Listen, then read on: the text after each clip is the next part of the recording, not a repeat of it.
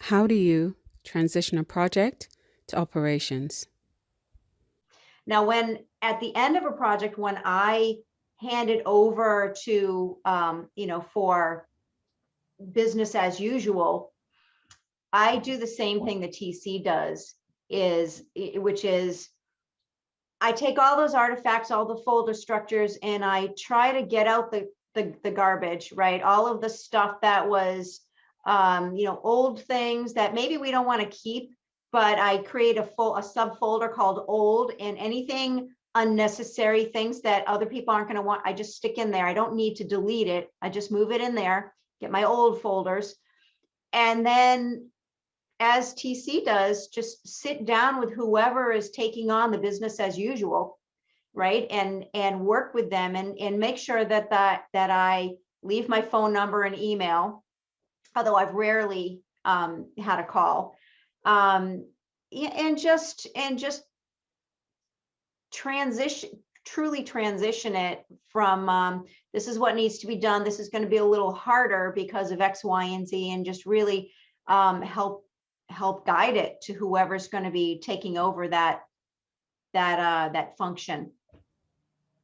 Absolutely, Amy. And I do something similar at the end as well. So I have what I call a transition to ops folder, where yes, I have a master document where I put, here are where all the things are located, and here are where the things that you're going to need to know, and the things that you need to follow up on, because chances are a project's closed, it's at an end, but there are some things that need to be, carried on with. And sometimes there's a named person, sometimes there isn't, sometimes somebody needs to follow up on it. I mean, for example, I've worked on a program where we had something to deliver and it was over the winter, and it was a project with parks. Well, essentially, we have pretty bad winters in Saskatchewan. Everything is frozen over.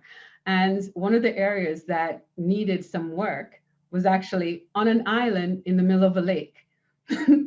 Therefore, Wow. completely inaccessible. So we were able to do all the other pieces, run the project completely through. But one of the things that I did in my transition to ops folder is highlight to the fact that, listen, there's this little island with systems, etc., on it that we need to get to, but we have to close this project in March. There's still snow on the ground. There's still ice in the lake.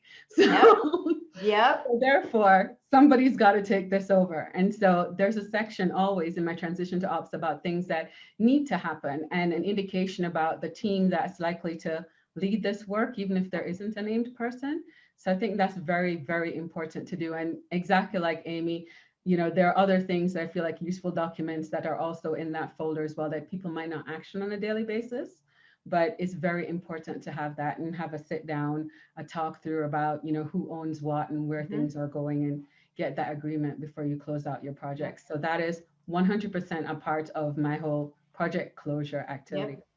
And I love that, TC, because every project seems to have some of those items that have to happen after closure. And it's just a fact of life. It's not, oh my gosh, I failed because I didn't get 100% of everything done. No. There are things that maybe they're inaccessible lakes in the middle of the winter, right? And I've got stuff going on now where after the project's closed, 6 months later, there's this little item that has to happen. And so the project will close. It's going to be successfully closed, but that still has to be done, that follow-on action. So I love, TC, your idea of having that transition to ops folder, and you can keep all of those in there and then work with people to adequately transition and make sure that it's not going to fall through the cracks. Yeah, exactly that. And I like that you highlighted the fact that it's not, by no means it's a failure on the project. No, not at all. There are always things. There are always small things. Some of them would be, yes, there's the parks, but also things like, if you have backup systems, if, for example, you have an IT project, you've transferred all of your IT systems over. There are some systems that are still running, that might be running for another 3 months as backup before they're closed down, but your project's done. Somebody's got to look after that and close that down. So it happens in a lot of cases. It really does. It really does. Thanks for watching, and don't forget to hit that subscribe button. It's free. See you in the next video.